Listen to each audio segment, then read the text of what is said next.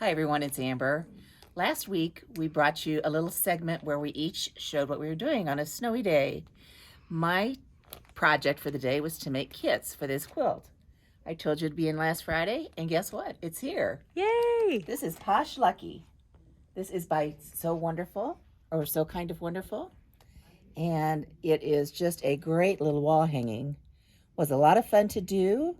There's a lot of texture in the backgrounds. I like the way that turned out.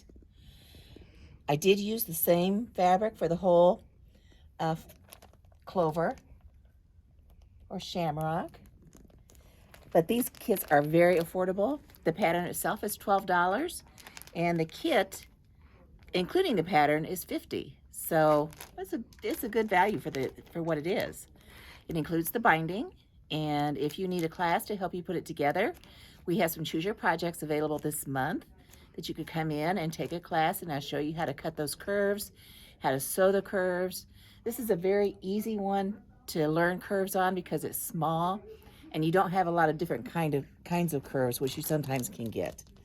One class will definitely teach you the technique if you don't already know it. The quilt is a great size for wall hanging. It is 28 by 42. I like our sample much better than the one in the picture.